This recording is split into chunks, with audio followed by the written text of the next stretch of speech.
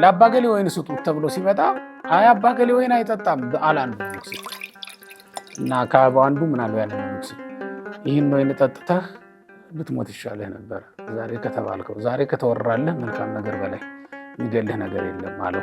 ቤተክርስቲያን ፈቅዳላቸው በከተማ በሰባ ዓለም ዘንድ የሚኖሩ መነኮሳት ሊኖሩ ይችላሉ። ከንቱ ውዳሴ ከሚሆንብን ብለው በጭንቅ ሰውነታቸውን እያስጨነቁ የሚመገቡ ሊኖሩ ይችላል። አንፈርድባቸው።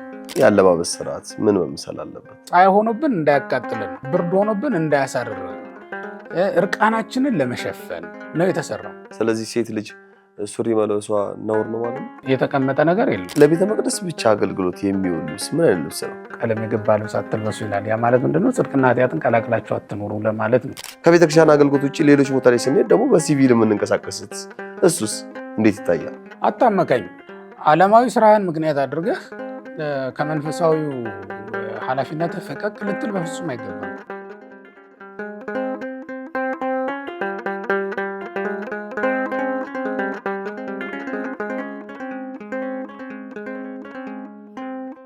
የምግብን ስርዓት አስመልክቶ ለመነኮሳት፣ ለካህናት፣ ለምዕመናን፣ ለማንኛውም ክርስቲያን የተሰራ ስርዓት አለ? ለሰባ ዓለም የምንፈቅዳቸው የምግብ አይነቶች ብዙ ናቸው።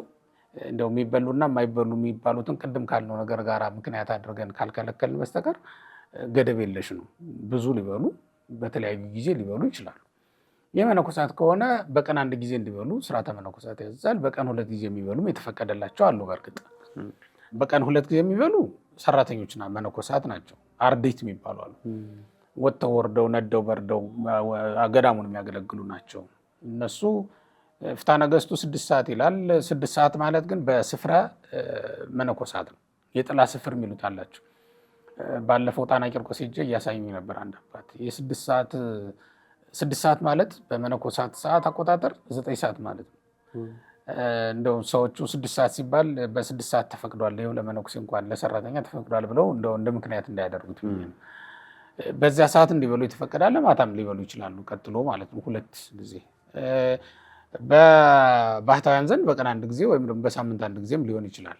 የሚመገቡበት ሁኔታ ይኖራል። በፈቃድም በሕግም ነው ይሄ የሚደረገው።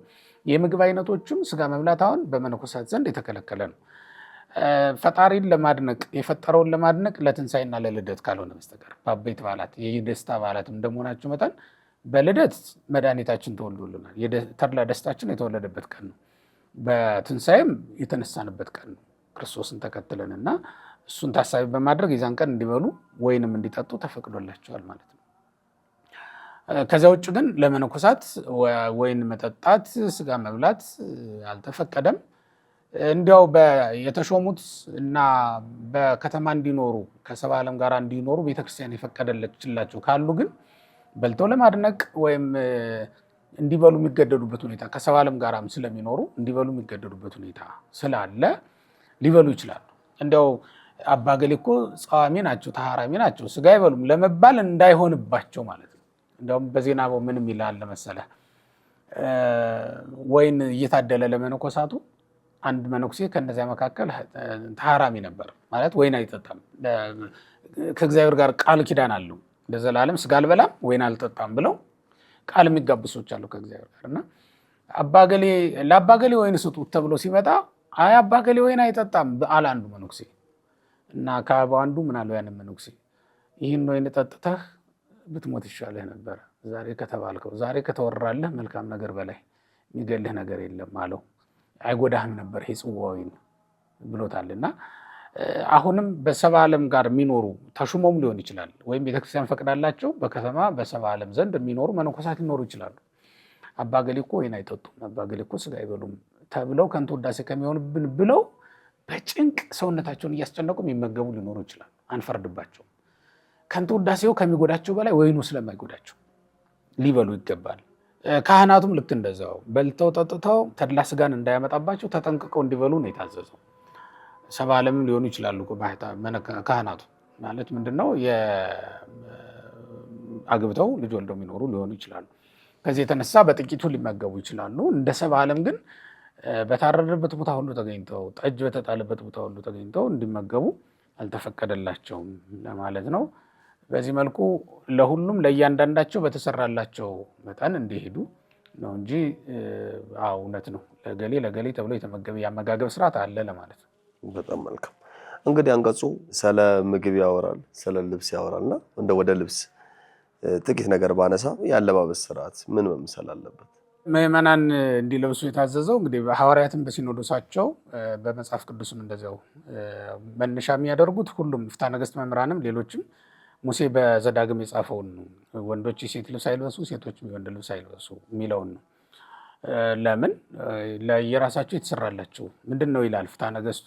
የሴቶች ልብስ ቀሚስ እጀ ጠባብ ማለት ምንድን ነው?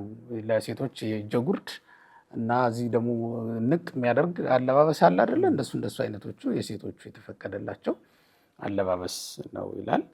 ለወንዶቹ ደግሞ የተፈቀደ አለ ሱሪና ሌሎችም ነገሮች። እነሱን አንዱ እሱ ነው በየስርዓታቸው እንዲኖሩ ነው። ሁለተኛው ደግሞ የወንዶች የሴት ልብስ ሴትም የወንድ ልብስ አይልበስ የሚለው የሴቶችን ልብስ ተውሰህ እንዳትለብሰው ነው። ለምን? የሴቶች ልብስ መዓዛ አይታጣውምና ሽቶ አይጠፋውምና ለማለት ነው። የዝሙት ጾር እንዳይቀሰቅስበት ለመከላከል ያክል ነው። በዛ ሁኔታ ተጠብቆ ራሱን ችሎ እንዲኖር ፈቅደዋል አባቶቻችን። መነሻ አድርገው ያንን በኋላም በስርዓት ዘመን ጽፈውልናል። ስለዚህ የተከለከሉ አለባበሶች ምን ናቸው ከተባለ በተለያዩ ጊዜያት ለዝሙት ምክንያት የሚሆኑ አለባበሶች ተከልክለዋል። ራቁታቸውን ሆነው እንግዲህ ልብስ የተሰራው ለምንድን ነው ከተባለ ፀሐይ ሆኖብን እንዳያቃጥልን፣ ብርድ ሆኖብን እንዳያሳርረን፣ እርቃናችንን ለመሸፈን ነው የተሰራው። ከእንስሳት የምንለየው እኛ በዚህ ነው፣ ለራሳችን ልብስ ማዘጋጀት ስለምንችል ማለት ነው። እንኳን እኛ እንስሳት ራቁታቸውን ቢሆኑ አያምርባቸውም ማለት እንስሳቱን ራሳቸውን እኮ እግዚአብሔር በልብስ ሸፍኖ በፀጉር ማለት ነው ሸፍኖ ነው ወደ ዓለም የሚያመጣቸው። እኛም በዛ ሁኔታ ባንመጣም ለራሳችን ግን ልብስ ምግብ ማዘጋጀት እንድንችል አይምሮ ሰጥቶ ነው የፈጠረን እግዚአብሔር እና ስለዚህ የምንለብሰው ነገር እንፈልጋለን። ስለዚህ ሴት ልጅ ሱሪ መልበሷ ነውር ነው ማለት ነው። በሕጋችን መሰረት የወንድ ልብስ አትልበስ፣ የሴት ልብስ አይልበስ ተብሎ ነው የተጻፈው። ለምን ከተባለ የተፈጥሮ ሕግን እንደመለወጥ ይቆጠራልና። ሐዲስ ኪዳንም ብሉይ ኪዳን የሚል ምንም አይነት የተቀመጠ ነገር የለውም። አሁን ዘመናዊው ዓለም የሚያመጣቸውን አለባበሶች በራሳቸው እርቃንን የሚያጋልጡ ዝሙትን የሚያመጡ እንዳይሆኑ ይጠንቀቁ የሚል አብረው ጨምረውበታል የፍትሐ ነገሥት መምህራን እና ከዚህ አንጻር የተፈጥሮ ሕግንም መርሳት እንዳይሆን ወንዱ ወደ ሴት ያደላል፣ ሴቱም ደግሞ ወደ ወንድ ያደላል። አንዳንድ አጊያጊያጣችን ስንመለከተው በአብዛኛው ደግሞ በዋናነት ማዕከል የሚያደርገው ግን ለዝሙት ጠንቅ እንዳይሆን አለባበሳችን እንደዛ እንዳይሆን ነው እና ሐዋርያትም ስለዚህ ሰፋ ያለ ሱሪ ማለት እንደዚህ የሰውነት ቅርጽን የማያወጣ ለምሳሌ በዘበኝነትም ሆነ በትምህርት ቤትም ሆነ ሴቶች የወንድ ልብስ ይለብሳሉ። አንዳንድ እውነት ነው የማድረግ ነገር አለ። ይሄ ስራ እንዴት ነው ማስተካከል? በዚህ ዘመን ያለው የስራ ሁኔታ በቀደመው ዘመን አልነበረ። በቀደመው ዘመን ያልነበረ የስራ ሁኔታ አሁን ከመጣ ደግሞ አለባበሱን መቀየሩ ምንም ጥርጥር የለውም፣ ይቀይረዋል። በቀደመው ዘመን እኮ ሴት ወደ ውስጥ ወንድ ልጅ ወደ አደባባይ ይባል ነበር አይደለ? ቤት ያለውን ስራ ይሰራል። አሁን ያለው ስራ ደግሞ እንደዛ አይደለም። በሱሪ ካልሆነ በስተቀር በቀሚስ ሆነው ሊሰሩት የማይችሉ ስራ ሊፈጠር ይችላል።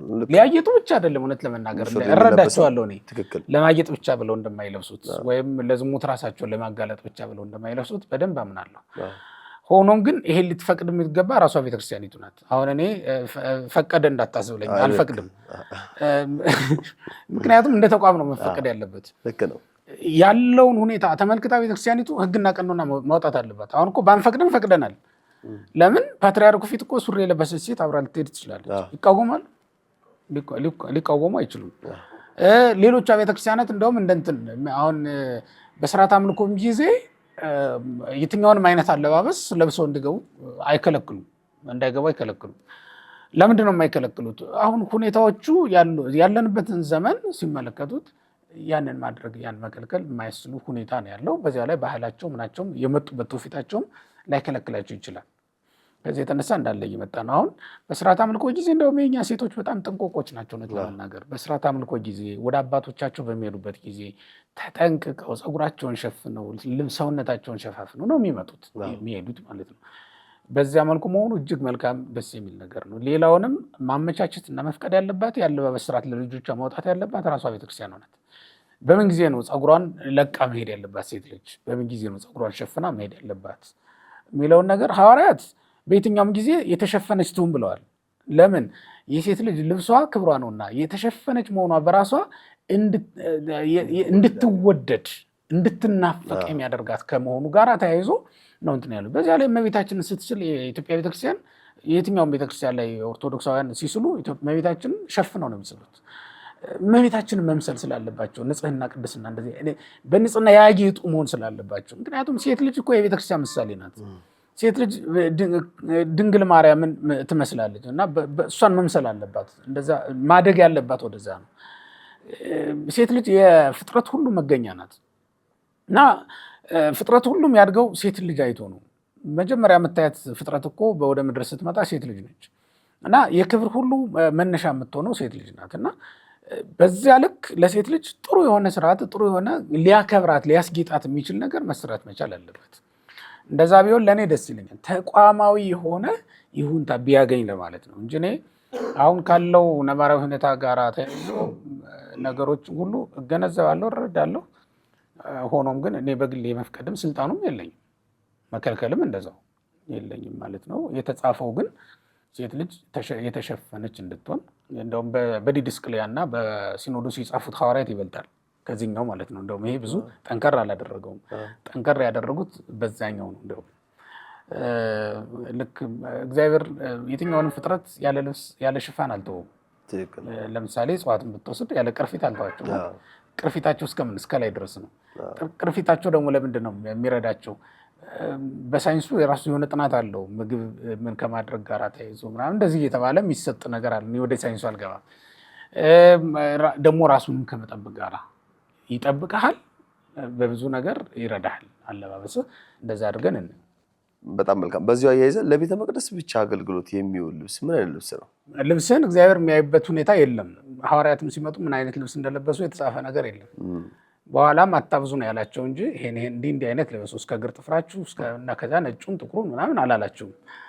ያው ቀለም የገባ ልብስ አለመልበስ በባህታውያን ዘንድ በተለይ የተለመደ ነው። ቀለም የገባ ልብስ አትልበሱ ይላል። ያ ማለት ምንድነው? ጽድቅና ኃጢአትን ቀላቅላችሁ አትኖሩ ለማለት ነው እንጂ ሌላ አይደለም። ሆኖም ግን ለቤተ መቅደስ አገልግሎት ንጹሕ ባህሪ አምላክ ነውና የምንሄድበት ንጹሕ ልብስ ለብሰን እንደውም በፍትሐ ነገሥት በዚህ አንቀጽ ላይ አንቀጽ 23 ላይ 2 ልብስ እንዲኖር ታዟል። አንተ ለምን? ለአምልኮ ለጸሎት፣ ለስርዓተ አምልኮ ጊዜ የምትቆርብበት የምትጸልይበት በእግዚአብሔር ፊት የምትታይበት ነው እና አንድ ልብስ እንዲኖርህ ነው እዚያ ራሱን ችሎ። በሌላ ጊዜ ደግሞ ሁለተኛው የተባለው ለስራ ጊዜ የምትለብሰው ልብስ እንዲኖርህ ማለት ነው። ይህ ማለት 2 ብቻ በቁጥር ይሁን ማለት አይደለም። ግን በነገራችን ላይ 2 አይነት ለማለት እንደዛ ለማለት ነው። ለስርዓተ አምልኮ የሚሆን ልብስ ቢኖር መልካም። ግን እግዚአብሔር ያቀን የለ ሁለቱም ቦታ ላይ እውነት ነው። በግድ የለሽነት አናድርገው ለማለት ነው እንጂ ራቁቱን የሆነ ሰው እናቆርባለን እኛ።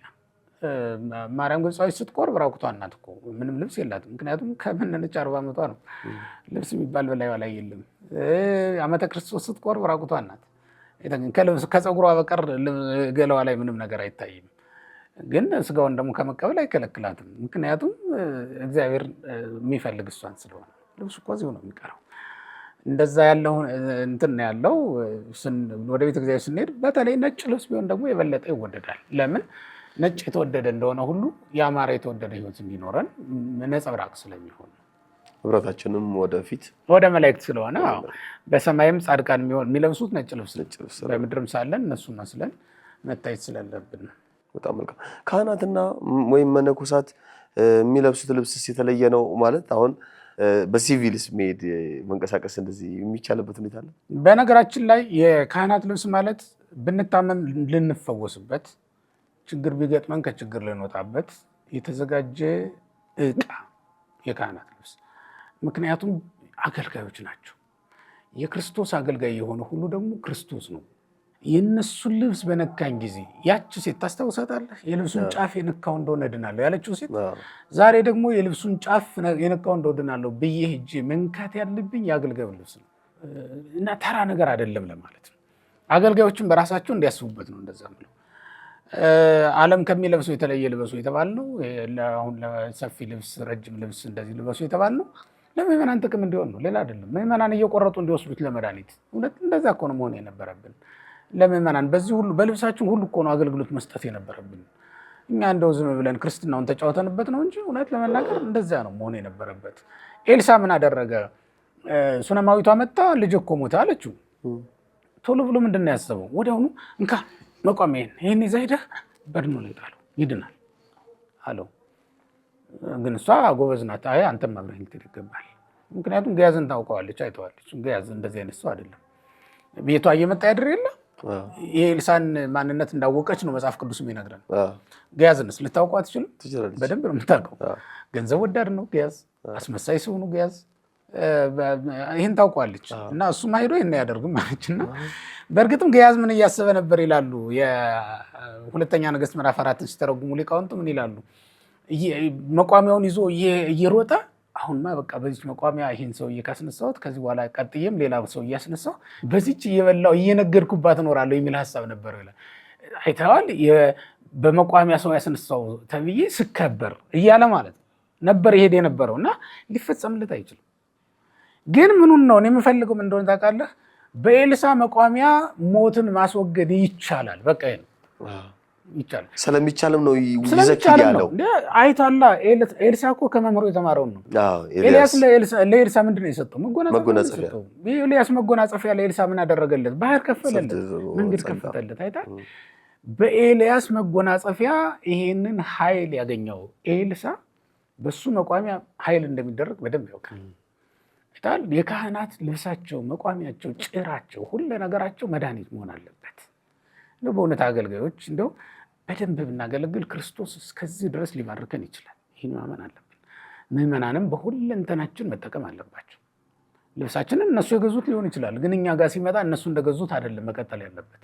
እነሱ ያጠቡት ሊሆን ይችላል፣ ግን እኛ ጋር ሲመጣ እነሱ የረጩት ሽቶ አይደለም መሽተት ያለበት። ይህ መንፈስ ቅዱስ መዓዛ ሊጨመርበት ይገባል። እንደዛ እንዲሆን ስለሚፈለግ ነው። ይሄ የካህናትና የመነኮሳትን ልብስ በጥንቃቄ የሚሰራውን ስርዓት የተሰራለት ከዚህ የተነሳ ነው። የመነኮሳትም ልብስ እንደዛ አሁን ዲማ ብትሄድ እኮ የአቡነ ተክለ አልፋ ልብስ አለ። አሁን ላይ ዕቃ ቤት ውስጥ ነው፣ አይታይም። ድሮ ግን ዕቃ ቤት ማንም ሰው እየገባ ልብሳቸውን አጽፋቸውን ይነካው ስለነበረ እየተቆረጠ እየሄደ አልቋል። ጣና ቂርቆስ ስትሄድ ቅዱስ ያሬድ ካባ አለ እየተቀደደ ምን እያለ አልቋል። ለምንድን ነው ያለቀው ካልክ ሰው ለመድኃኒት እየወሰዱ ነው። በሌሉበት ዘመን ልብሳቸው ለመድኃኒትነት የሚያገለግል ቅዱሳን በጳውሎስ ታሪክ እኮ አይተናል። የሐዋርያት ሥራ ምዕራፍ 19 ላይ እየቆረጡ እየወሰዱት ባዶውን ነው እኮ የሚገባው። ለብሶ ይወጣል፣ ባዶውን ይገባል። ጳውሎስ ማለት ያ ነው ህይወቱ። እሱ የእሱ ህይወት ክርስቶስ ነው። ህይወቱን ለውጦታል በክርስቶስ ህይወት።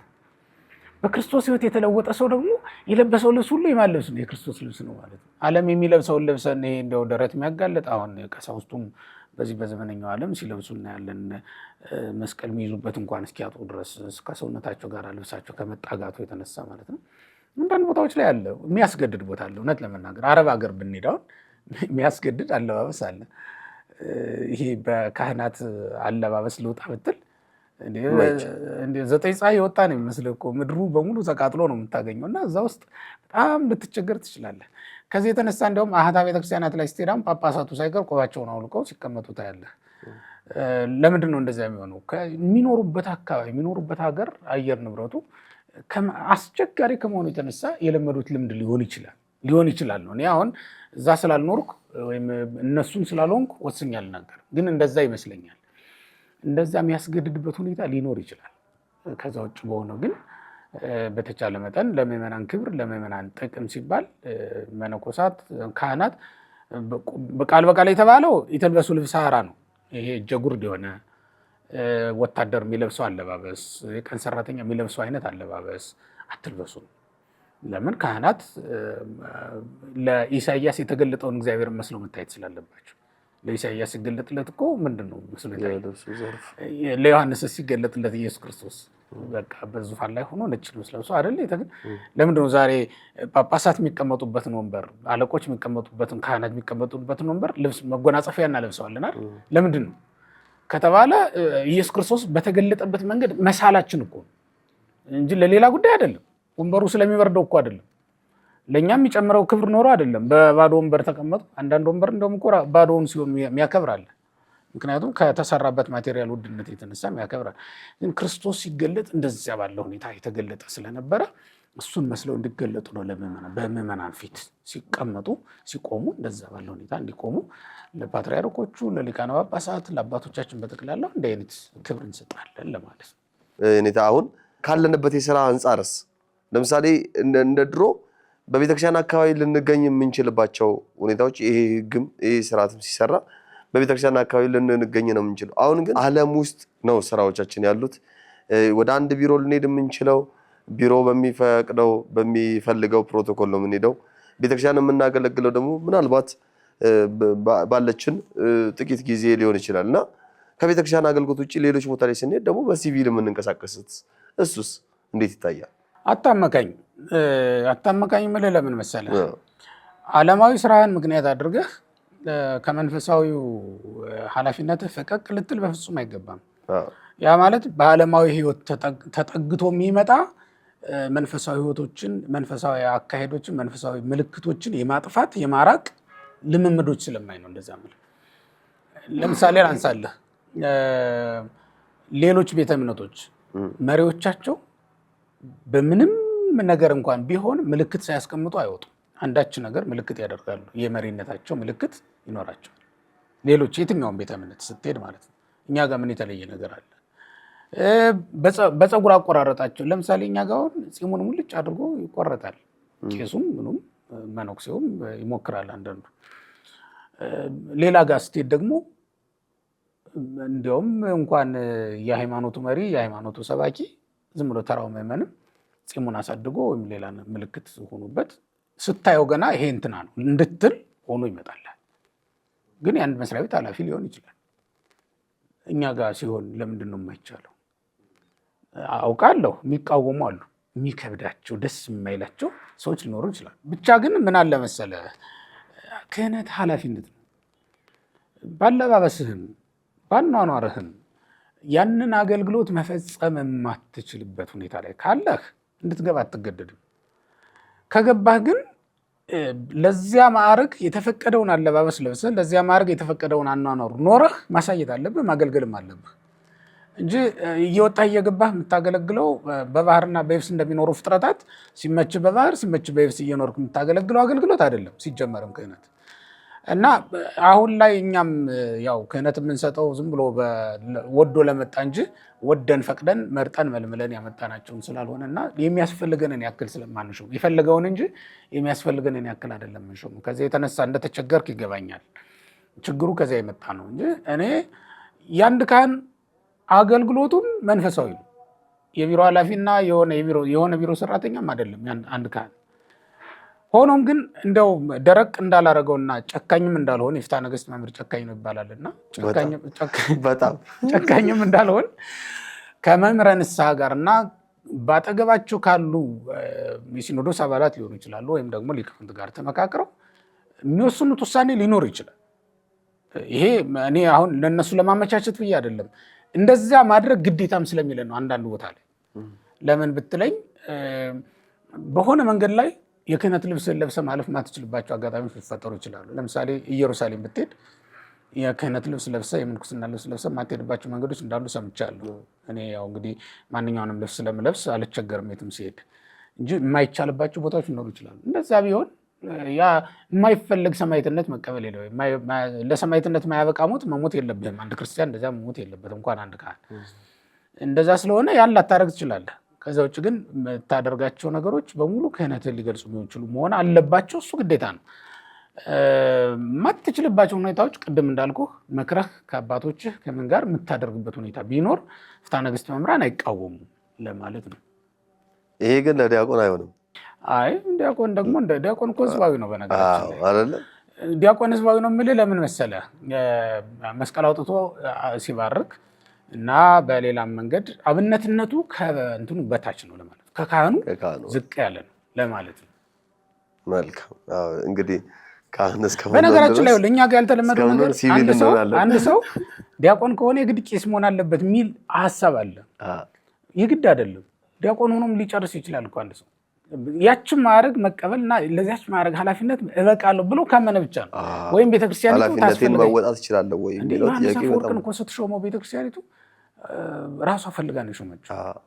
እንደውም ጵጵስና የተሾመ ጊዜ ወዴት ነው ሌላ ቦታ እንደሚወስዱት አድርገው ነው ጭነው የወሰዱት። ወደ ንጉሱ ከተማ ሲወስዱት ጭነው ነው የወሰዱት በመርከብ። እሱ አያውቅም። ንጉሱ ነው ሂድ የሆነ ቦታ ተብሎ ታዘዘ በደብዳቤ እዛ ቦታ ሊሄድ ነው የገባው። ግን ንጉሱ ከተማ ነው የወሰዱት በመርከብ ጭነው ወሰዱት። ፓትርያርክ ሆኖ አደረ። ግዴታ ነው፣ ግዴታ ስለሆነ ነው የተሾሙ። ሌሎችም አባቶች ስትመለከታቸው ልክ እንደዚያው ነው። አሁን ከቅዱስ ዮሐንስ አፈወርቅ ጋር አብሮ የነበረ ባስልዮስ የሚባል ጓደኛ አለው። እሱ ለክህነት ማድረግ አልበቃም ብሎ ቀርቷል። ዮሐንስ አፈወርቅ የተሾመ ቀን ዮሐንስም ሲሾም ከወንድሙ ጋር አብሮ እንደሚሾም ነው የሚያውቀው። ያኛው ግን እኔ አልበቃሁም ለዚህ ብሎ ቀርቷል። በቃ ሌላ ቀን ቢሾምም ማለት ነው። በዕለቱ ግን አልተሾምም። ለምን? ቤተክርስቲያኒቱን እንዲህ ባለ ክብር ማክበርም ይቻላል። ለዚያ ኃላፊነት አልበቃውም ብሎ ራስን ማግለልም ክብር ነው፣ ማክበር ነው። ስትፈልግ ግን ቤተክርስቲያኒቱን ልትሾም ትችላለች ለማለት ነው። እንደው ያገባ ሁሉ የግድ ቄስ መሆን አለበት ብዬ አላምንም። ቀኖናውም እንደዛ አይፈቅድም። እንደዛ አይደለም ያዘው። ግን አሁን እኛ ዝም ብለን ያው እንዴ ቄስ አትሆንም እንዴ እስከ መቼ ድረስ ያው ሳያገባም አታገባም እንዴ እንል ካገባም ነው አትወልድም እንዴ እንል እንዴ በሰው አጀንዳ ውስጥ ትልቅ ማለት እንወዳለን። እንደዚህ አይነት ውትወታም ስለሚኖር ስለሚፈራም ሰው የግድ ሂዶ ይሾማል እንጂ ኃላፊነቱን ካልተወጣ ምንም አያደርግለትም። የማትመግባትን በምንጣፍ የማትገናኛትን ሴት ማግባት ምን ትርጉም አለው? ትርጉም የለውም።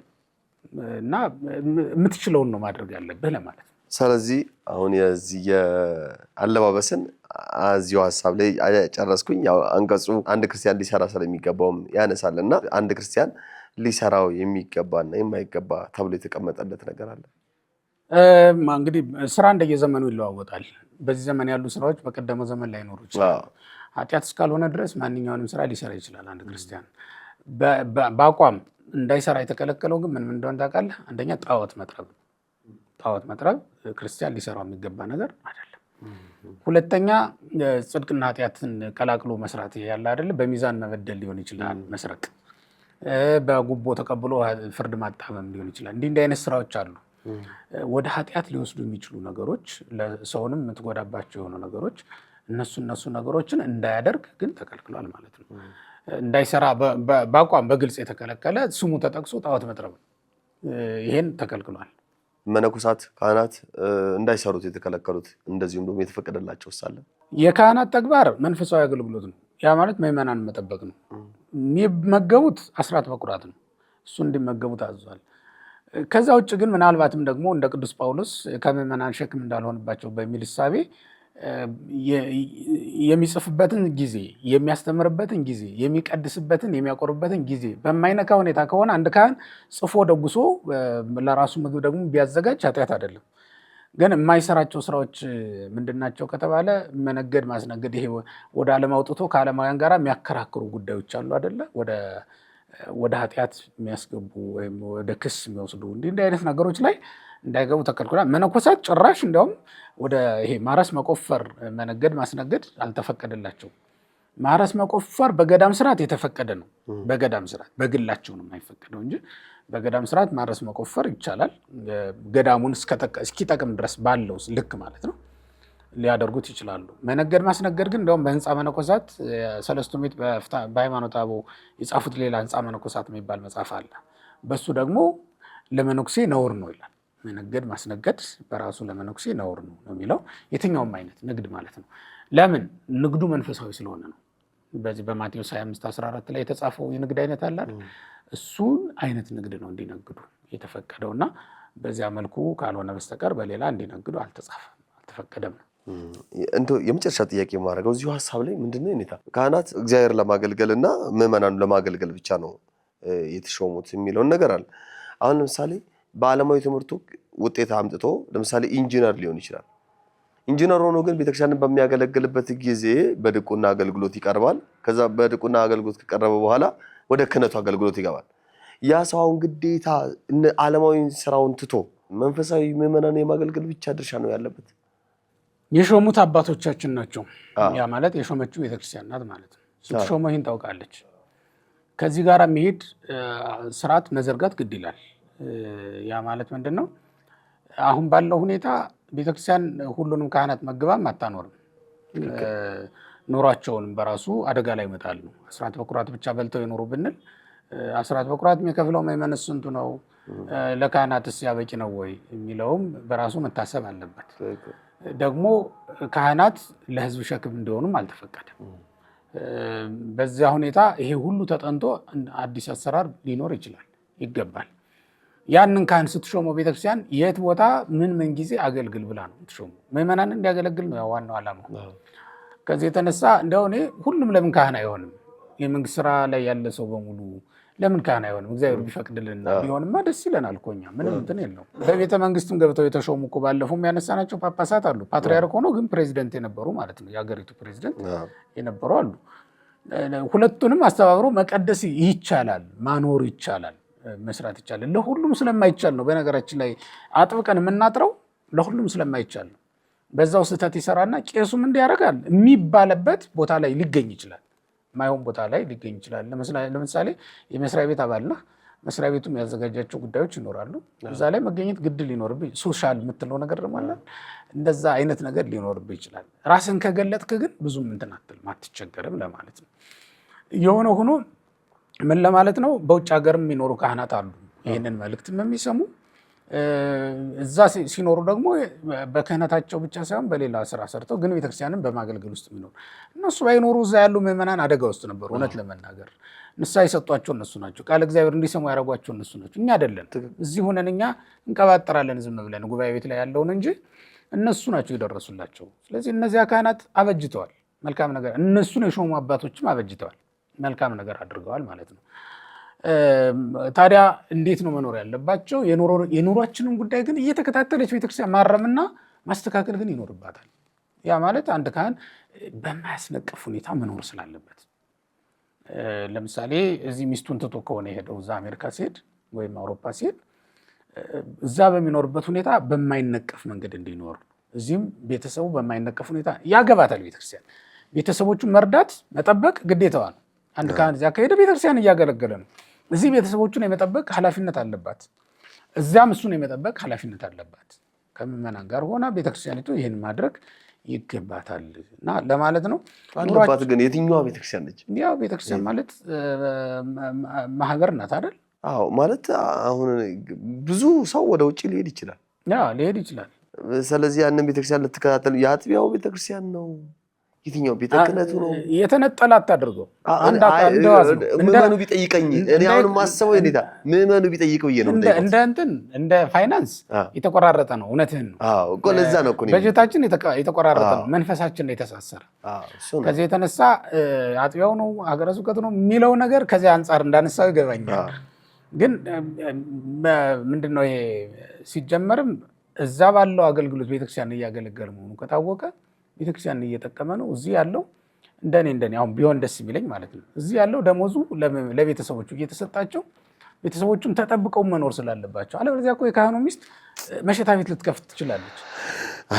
የካህኑ ክህነት እኮ ነው አብሮ የሚለቅሰው የሚነቀፈው። እንኳን እዛ እያገለገለ አሜሪካ እያገለገል ነው ተብሎ በሞተ በ3ኛው ቀንና በ4ኛው ቀን አይደለ እንደ ሰው ሊመደብበት የሚችለው ምን ሰማው ነገር ነው። ምንም የማይቀር ስጋዊ አስተሳሰባችን የወረደና መንፈሳዊ አገልግሎታችንን ጎዳው። ስጋዊው አየለብን በረታብንና ያው ደግሞ ሰውም እንዳንድ መጠቀሚያም አደረገው መሰለኝ። ክህነቱን በራሱ መበያ ያደረገው የምግብ ማግኛ የደሞዝ ማግኛ ያደረገውም ይመስለኛል። እሱ ላይም በደንብ መጠናት ያለበት ነገር ያለ ይመስለኛል። የሆነ ሆኖ ግን ካህናቱን በክህነታቸው እንዲኖሩ የመጠበቅ ያለ ነውር ክህነቱ ነውር አልባ እንዲሆን ለማድረግ ቤተክርስቲያን ያው ኃላፊነት አለባት። ያገባታል ለማለት ነው። አንድ ካህን ምን አገባት ቤተክርስቲያን ሊል አይችልም ለማለት ነው እንጂ ያልተሰሩ ሊሰሩ የሚገባቸው ነገሮች የሉም ማለት ግን አይደለም። ያው በእነዚህ ጉዳዮች ለምሳሌ ታክሲ ሹፌር ሲሆን ግዴታ ካህን ሆኖ ልክ የክህነት ልብሱን አውልቆ ከሰኞ እስከ ቅዳሜ ያውል ታክሲ ይሰራና እሑድ ዕለት ደግሞ ልብሰ ተክህኖን ወይም ደግሞ የክህነት ልብሱን ለብሶ ደግሞ የሚንቀሳቀስበት ሁኔታ አለ። ለዚህ አሁን ምንም አይነት እንዳሉት አሁን ስርዓት የለም እና እነዚህ ነገሮችም ሌሎች ነገሮችንም ይወልዳሉ። ብንችል ኖሮ እውነት ለመናገር ብንተባበር ብናስብበት ከዓለም የተሻለ ስራ መፍጠር እንችላለን። ካህናቶቻችን ሳይወጡ ሳይሮጡ ቤተክርስቲያን አካባቢ ማያስነቅፍ ስራ እየሰሩ መኖር እንዲችሉ ማድረግ ይቻላል። ምክንያቱም ቤተክርስቲያን በጣም ብዙ ፋብሪካ ሊኖራት ይችል ነበር። አሁን ላይ እንኳን ለካህናት ለምዕመናን ስራ መፍጠር ነበረባት። በዚህ ዘመን እየኖርን ገና ሙዳየ ምጽዋት አቁመን ምን ለምን ሰዎች እኮ እኛ ነን። በዚህ ዘመን እየኖርን ገና የወር መቀደሻ የሌለን የሚቀጥለው ወር ላይ እኮ ደሞዝ የሌላቸው ግን አሁን ላይ በሚሊዮን የሚቆጠር በወር በሚሊዮን የሚቆጠር ደሞዝ አውጥቶ የሚከፍሉ አድባራት አሉ። እንደዚያ መሆን ነበረብን። የዓመት በጀት እኮ የምንይዝ በታሳቢ ነው ዝም ብለን። በእርግጥ መንግስትም ግብር ሰብስቦ ነው እንትን የሚሞላው። ሲወስን ላይኖረው ይችላል። ያን ያክል ቢሊዮን ብር ቢወስን ያ ቢሊዮን ብር ጁላይ ላይኖር ይችላል። ግን ምንድን ነው አሰራራችን ዝርክርክ ከመሆኑ የተነሳ ነው እንጂ ካህናት ሳይነቀፉ ከአገልግሎታቸው ሳይደናቀፉ ስጋዊ ህይወታቸውንም መደጎም የሚችሉበትን ስራ እዚሁ ቤተክርስቲያን ላይ መፍጠር ይቻላል። እኛ እኮ እስካሁን ትልልቅ የኢንቨስትመንት ተቋማት ሊኖሩን ይገባ ነበር እና ስጋዊውንም ህይወት መስራት ለመንፈሳዊ እንደሚጠቅም ገና አልገባንም፣ የገባን አይመስለኝም። እና እኔ አሁንም ቢሆን ማደግ ያለብን ወደዛ ነው እንጂ እንትኑን ወደ ማሻሻል አይደለም። የለም እሱ እንትና ጋር ነው የሚሰራው፣ ከእነንትና ድርጅት ነው የሚሰራው፣ እነንትና መስሎ መሄድ የሚለው ላይ አይደለም መስማማት ያለብን። እንትናን አምጥተን በሙያው እዚህ እንዴ ይሄ እኮ ጭንቅላት ስላለው ነው የቀጠሩት። እነዚያ ሰው ቢጠቅማቸው ነው የቀጠሩት አይደል? ለምንድን ነው እኛንም አይጠቅም መጡ? ይቺ ቤተክርስቲያን ያንን ካምፓኒ ማቋቋም የለበትም። አንድ ኮሌጅ ሊሆን ይችላል፣ ለምሳሌ ዓለማዊ ኮሌጅ ወይም ደግሞ አንድ የጤና ተቋም ሊሆን ይችላል። ወስደው እዛ ዶክተር አድርገው የቀጠሩት ቄሱን ወይም መሪ አድርገው ስራ አስኪያጅ አድርገው የቀጠሩት ቄሱን ጭንቅላት ስላለው ስለሚጠቅም ነው፣ ስላመረተ ነው፣ አትርፎ ነው የተከፈለው እንጂ ተቋሙ አዝኖለት አይደለም የቀጠረው። እኛ ጋር ቢመጣና ያንን ተቋም መርቶ ቢያስተዳድር ቢመራ ቢያተርፍ እሱንም ጠቅሞ ቤተክርስቲያን የሚጠቅም ነበረ የሚለው ነገር ይታሰብበት። ውጭም ያሉ ካህናት ይህን አስበው ይስሩ። ከዚህ በኋላ እንደሆነ የሆነ ሰው ርቦታል በተባለ ቁጥር እየመጣን ውርር አድርገን አንድ ጊዜ የሆነ ነገር ሰጥተን መጥፋት መረዳዳታችን ጥሩ ሆኖ ግን ዘላቂ የሆነ ነገር ይባላል። ብዙ ጊዜ የሆነ ፕሮጀክቶች ይመጣሉ፣ የሆነ ጊዜ ላይ የፌስቡክ ቀለብ ሆኖ ያልፋሉ። አቡነ ገሌ ያመጧቸው ይሆናሉ፣ ቄስ ገሌ ያመጣቸው ሊሆን ይችላል፣ መምህር ገሌ ያመጣቸው ሊሆን ይችላል። ይመጡና የሆነ ጊዜ አንጫጭተውን በስማ ይህማ ሲያልቅ ይህን ያህል የሰው ኃይል ይቀጠራል ምናምን ብሎ ተወርቶ የለም ህልም ሆኖ ይቀራል። የያዕቆብ ህልም እኮ 2000 ዓመትም ቆይቶ ቢሆን ተፈቷል። ይህን ያህል መቼ ነው የሚፈታው? እኔ በጣም ነው የሚያሳዝነኝ። የሚገርም በዚህ ዘመን እንደዚህ ሆነን መኖር እኔ እንኳን ክህነታችንን ክርስትናችንን ቅጡን ያሳጠዋል ብዬ ነው የምንሰጋው። እንደውም ክርስትናችን አሁን እኮ በዝሙት የሚተዳደሩ የኛ ልጆች ናቸው። ወደው አይደለም፣ ዝሙቱን ፈልገውት እኮ አይደለም፣ አጥተው ነው። በቃ ችግራቸው ነው። እቤት እኮ የሚያስተዳድሩት ሰው አለ። እነዚህ ሰዎች አሁን እዚህ ራቁታቸውን ቆመው መስመር ላይ የምታያቸው እቤት የሚያስተዳድሯቸው ሰው የሚያስተምሯቸው ልጆች አሉ። ደግሞ እኮ እነዚህ ልጆች ዲግሪ ያላቸው ናቸው። እነዚህ ልጆች ያልተማሩ እንኳን አይደሉም፣ ፊደል ያልቆጠሩ አይደሉም፣ መስራት የማይችሉ አይደሉም። እነዚህ ልጆች እኮ መባ ይከፍላሉ ይቅር በለኝ ብለው ተስለው። እኔ ያወራቸው ልጆች አሉ አንዳንዶች፣ እውነት ለመናገር በጣም ያሳዝናል፣ ያስለቅሳል። ወደ ሌላውን ቀጥል። እውነት ያው የሁላ የሚጮው ያው መቼስ እንድንነቃ ነው። ለመናገር ሰው ፊት ማልቀስ ስለማልወድ ነው እውነት ለመናገር ይቅር ያልኩ ለዛ ነው። ታሪካቸውን ስትሰማ በጣም ያሳዝኑ፣ የሚያስለቅሱ ቤተክርስቲያን እንዴት እንደሚወዷት እንዴት እንደሚያከብሯት ምናምን ይገርማል። እና ግን ያው አሁን ሚዲያ ላይ ማልቀስ አልወድም እውነት ለመናገርና ለዛ ነው። ኧረ ስሜቱን እንረዳዋለን። ምናልባት በመጨረሻ እንደው ጠቅለል አድርገው ሊያነሱ የሚችሉ በዚህ አንቀጽ ላይ የሚያነሱት ሀሳብ ካለ? እሺ እንደዛ ከሆነ ምንድን ነው አሁን በቤተክርስቲያናችን ሕግ እንደዚህ አይነት ነገሮች ሲወጡ ጭካኔ እንዳይመስላቸው ለምእመናን፣ ይልቁንም በአነጋገራችንም በአመጋገባችንም ላይ በዜናቡ ብንመለከት ደግሞ በተለይ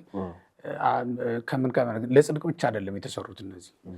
አንደኛ በሰው ዘንድ ነውረኛ እንዳንሆን፣ ለምሳሌ ልቃቂት የሚያካክል እየጎረስክ የሚላል አሁን ዜናቡ ላይ ስንገባ አጎራረሱን በራሱ ይወስናል። ትንሽ ብትበላም ወይ አባ ገሌ እኮ አይበሉም ተብሎ ከንቱ ውዳሴ ይሆንብሃል ይላል። እየጠቀለልክ ደግሞ ወይ ይውጠው የለ እንዴ ብለው ደግሞ ይተችዋል። እና ማዕከላዊ አድርገህ ኑር ይላል። አተኛኘትም ልክ እንደዛው ሰው ፊት አትተኛ ይላል። ሰው ተቀምጦ አትተኛ። ለምን? ድምፅ ያሰማህ እንደሆነ ይነቅፈዋል። አሁን ይሄ ምንድን ነው? የሚያጸድቅ የሚያስኮንንም አይደለም። ግን ከሰዎች ጋር አኗኗሩን ስርዓተ ኑባሬ ነው። በቃ ይሄ ስትኖር ከሰው ጋር ያለ ነቀፋ እንድትኖር ማመቻቸት ነው ለአንተ። ስለዚህ አንደኛው ከሰው ጋር ስንኖር እንዳንነቀፍ፣ ሁለተኛ በእግዚአብሔርም ዘንድ እንዳንጣላ፣ ሁሉም ባፍ የሆነን ሰብስበን ማለት ነው እንዳንጣላ ለማድረግ ነው። ሶስተኛ እኛ ራሳችን ጤናችንን መጠበቅ ስላለብን ነው። አራተኛ እግዚአብሔር የፈጠረው ፍጥረት ሁሉ ልትበላው የተፈጠረልህ አይደለም፣ በተለያየ አገልግሎት የተመደበልህ ነውና እንደተፈጥሮ እንደተሰራልህ አድርገህ ኑረው ለማለት ነው። በዚህ ሁኔታ የተሰራ መሆኑን እንዲያውቁልን ነው እንጂ አሁን እንዲጸድቁ ብቻ አይደለም ይሄን ያወራነው። ከሰው ጋርም በፍቅር እንዲኖሩ ከሰው ጋርም እንደው ያለ ነቀፋ እንዲመላለሱ እንዲኖሩ ፈልገን ያወራን መሆኑን እንዲገነዘቡ ትፈልጋለሁ። እግዚአብሔር ይስጥል። በጣም መልካም። እግዚአብሔር ያክብርልን። ኔታ ሊቀ ሊቃውንት ስምዐኮን ጥሩ አድርገው አስተምረውናል። እጅግ በጣም ደስ የሚል እኛም ያው ስንከራከርና አጥብቀን ወጥረን ስንጠይቅ የነበር ነው። የሁሉም ሀሳብ የተለያየ ነው። ጥያቄዎቻቸው እንዲስ ቢጠይቁ እያልኩኝ እነሱ ሊሰማቸው ይችላል ብዬ ከማሰብ አንጻር ነው በደንብ ስከራከርም የነበር ነው። ለዛም ደግሞ ይቅርታ እጠይቃለሁ። ያስተምራል ከሚል አንጻር ነው። ስለዚህ እርግጠኛ ነኝ ወንድሞቻችን እህቶቻችን ይህን ሚዲያ የምትከታተሉ እንደተማራችሁበት አልጠራጠርም። እጅግ በጣም መሰረታዊ የሆኑ ነገሮችን ነው ዛሬ ተማርነው። በድጋሚ ቃለ ሕይወት ያሰማልን፣ ርስተ መንግስተ ሰማያትን ያወርስልን፣ አብሮ ያወርሰን ሁላችንንም። ስትከታተሉት የነበረው አንቀጽ 23 ፍትሕ ሥጋዊን ስለ መብል፣ ስለ ልብስ፣ ስለ ቤትና አንድ ክርስቲያን ሊሰራው ስለሚገባ የእጅ ስራ በሚል በተገለጠው አንቀጽ ላይ ነው። ሳምንት ደግሞ በአንቀጽ 24 እንመጣለን። ስለዚህ ሁላችሁም ይህንን መርሐ ግብር ለሌሎች ሼር እያደረጋችሁ መርሐ ግብሩንም ሙሉን በመከታተል እንድትማሩ የቀንዲል ሚዲያ የዩቲዩብ ቻናሎችንም ደግሞ ሰብስክራይብ አድርጋችሁ የደውል ምልክቷንም ተጭናችሁ ዘወትር የሚለቀቁትን መርሐ ግብሮች ከሳምንት እስከ ሳምንት የሆኑትን መርሐ ግብሮችንም እንድትከታተሉ ለማሳሰብ ወዳለሁ። ስለተከታተላችሁን በጣም አመሰግናለሁ። ሳምንት እስከምንገናኝ እስከ ሳምንት ቸር ሰንብቱ።